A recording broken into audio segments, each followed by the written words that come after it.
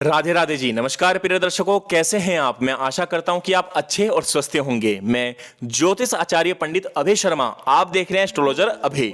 आज के इस वीडियो में चर्चा करेंगे जन्म कुंडली में केमद्रुम योग और विष दोष कैसे बनता है, इसको जन्म कुंडली में कैसे देखते हैं और इसका क्या असर है और क्या उपाय है।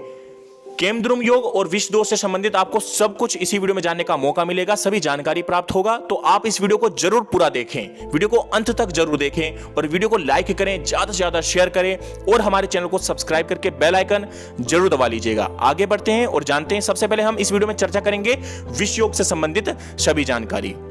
ज्योतिष के अनुसार किसी भी जातक की कुंडली में शनि और चंद्र ग्रह की युति को अच्छा नहीं माना जाता, इसे विष योग कहा जाता है।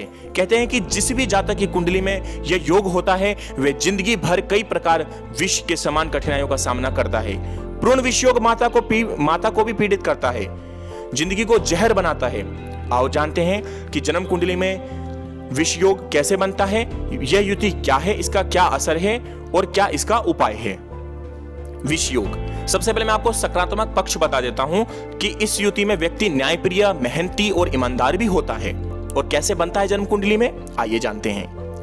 विष योग, चंद्र और शनि, चंद्रमा और शनि किसी भी भाव में इकट्ठा बैठे हो तो विष योग बनता है।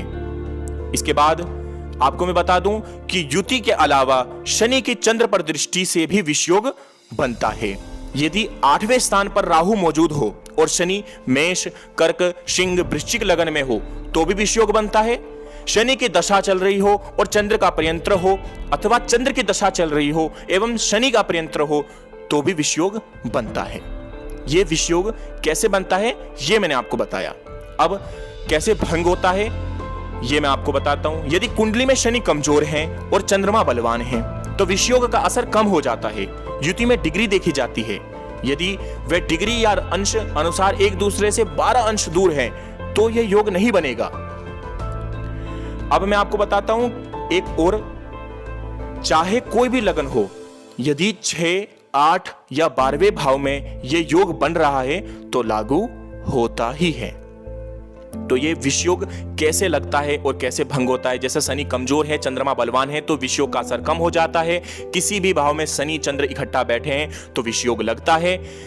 और चंद्र और दृष्टि, शनि की चंद्र पर दृष्टि से भी विष योग बनता है, या चंद्र और शनि की दृष्टि भी पड़ रही हो आमने सामने तो विष योग बनेगा। तो ये कैसे लगता है ये मैंने आपको बताया। अब मैं आपको बताता हूं कि शनि और चंद्र यानी कि विष दोष का असर क्या है जीवन जातक और जातिका पे। इससे जातक के मन में हमेशा असंतोष, दुख, विषाद, निराशा और जिंदगी में कुछ कमी रहने की टशक बनी रहती है। कभी कभी आत्महत्या करने जैसे विचार भी आते हैं। मतलब हर समय मन मस्तिष्क में नकारात्मक सोच बनी रहती है। यह युति जिस भी भाव में होती है यह उस भाव के फल को खराब करती है। जैसे यदि यह युति पंचम भाव में है तो व्यक्ति जीवन में कभी स्थायित्व नहीं पाता है, भटकता ही रहता है, जहर के समान जीवन होता है। जैसे सप्तम भाव में है और चंद्र शनि के साथ मंगल भी बैठा है तो दाम्पत्य जीवन के साथ साथ वैवाहिक जीवन में भी परेशानियां आती है। जातक शत्रुओं का नाश करने में एवं उन्हें हानि पहुंचाने या उन्हें कष्ट पहुंचाने के लिए कार्य करता रहता है। मतलब यह है कि जातक के जीवन में उसके शत्रु ही महत्वपूर्ण होते हैं। शनि चंद्र की युति वाला जातक कभी भी अपने अनुसार काम नहीं कर पाता है, उसे हमेशा दूसरों का ही सहारा लेना पड़ता है। छोटी छोटी असफलताएं से भी वो निराश हो जाते हैं।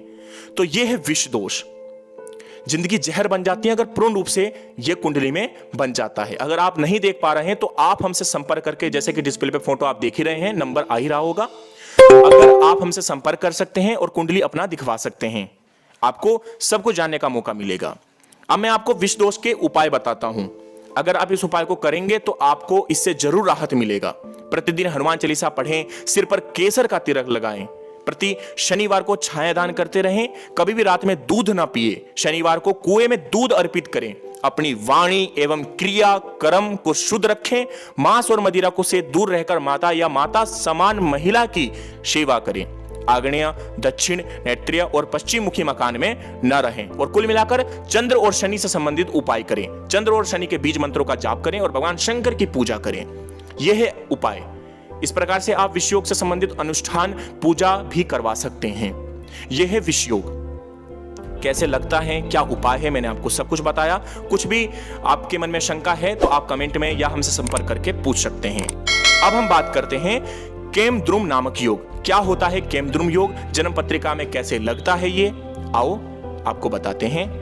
केमद्रुम योग से के बारे में चर्चा करते हैं। दूसरे नंबर के केमद्रुम योग। चंद्रमा पृथ्वी पर सबसे ज्यादा असर डालने वाला ग्रह है। इसका सीधा असर व्यक्ति के मन और संस्कारों पर पड़ता है, इसलिए चंद्रमा से बनने वाले एक योग इतने ज्यादा महत्वपूर्ण होते हैं। जैसे कि चंद्रमा 3 प्रकार के शुभ योग बनते हैं, अनफा, सुनफा और दुर्धरा, और एक अशुभ योग भी बनता है जिसका नाम है केमद्रुम। कुंडली में केमद्रुम योग हो तो बहुत सारे शुभ योग निष्फल हो जाते हैं। यह व्यक्ति को मानसिक पीड़ा और दरिद्रता देता है। आपको मैं बता दूं, सबसे पहले मैं आपको बताता हूं कि कैसे बनता है केमद्रुम योग। इसका प्रभाव क्या होता है। चंद्रमा के दोनों तरफ कोई ग्रह ना हो। वीडियो को ध्यानपूर्वक देखते रहिएगा, मैं आपको बताता हूं कि केमद्रुम योग बनता कैसे है। चंद्रमा के दोनों तरफ कोई भी ग्रह ना हो तथा उस पर किसी ग्रह की दृष्टि ना हो तो केमद्रुम योग बन जाता है। ऐसी दशा में व्यक्ति को मानसिक रोग या मानसिक पीड़ा का सामना करना पड़ता है। कभी कभी एपिलेप्सी जैसी समस्याएं भी हो जाती है। व्यक्ति को दरिद्रता का सामना भी करना पड़ता है। केमद्रुम योग को दरिद्रता से भी जोड़ा गया है काफी बार। धन को लेकर खूब उतार चढ़ाव होते हैं, इसके कारण व्यक्ति को माता का सुख नहीं मिलता है। केमद्रुम योग कर्क, वृश्चिक और मीन लगन में सबसे ज्यादा खराब होता है। और कब भंग होता है ये भी सुन लीजिए। कब केमद्रुम योग भंग हो जाता है, जब चंद्रमा से अष्टम या छठवें भाव में शुभ ग्रह हो, जब कुंडली में शुभ ग्रह मजबूत हो, जब केंद्र में केवल शुभ ग्रह हो, जब बृहस्पति केंद्र में हो, बृहस्पति ग्रह जब केंद्र में हो, जब शुक्ल पक्ष में रात्रि या कृष्ण पक्ष में दिन का जन्म हो, तब ये केमद्रुम योग भंग हो जाता है। और लगता कैसे, मैंने आपको बताया कि चंद्रमा के दोनों तरफ कोई भी ग्रह ना हो, उस पर किसी भी ग्रह की दृष्टि ना हो तो केमद्रुम योग बन जाता है। और ये मानसिक रोग, मानसिक पीड़ा, धन से संबंधित, दरिद्रता से संबंधित आपको ये नुकसान पहुंचाता है। इसके उपाय की अगर बात करें तो सीधी सी बात, नित्य प्रातः माता के चरण स्पर्श करें। अगर मां ना हो तो माता समान स्त्री के चरण स्पर्श करें। सोमवार को दूध, चावल या चीनी का दान करें। शरीर पर चांदी जरूर धारण करें। हर महीने में एक बार, अगर होता है सोमवार तो बहुत अच्छी बात है, वरना एक बार शिवलिंग पर सफेद चंदन लगाएं और जल चढ़ाएं। शिव जी की भक्ति से केमद्रुम योग निश्चित भंग हो जाता है। इसलिए भगवान शंकर का रुद्राभिषेक करते रहें, या अगर नहीं कर सकते तो आप हमसे करवा सकते हैं अनुष्ठान द्वारा, पूजा द्वारा रुद्राभिषेक करते रहें, भगवान शंकर की पूजा करें और जो है चंद्र से संबंधित उपाय करें। तो ये है केमद्रुम योग। ये वीडियो आपको कैसा लगा हमें कमेंट में जरूर बताइएगा। और किसी भी प्रकार के कोई प्रश्न रह गया हो तो आप हमसे कमेंट करके जरूर पूछ सकते हैं, संपर्क करके पूछ सकते हैं, ये मेरा नंबर है। बाकी वीडियो को लाइक करें, ज्यादा से ज्यादा शेयर करें और हमारे चैनल को सब्सक्राइब करके बेल आइकन जरूर दबा लीजिएगा। जल्द ही मिलते हैं, तब तक के लिए नमस्कार।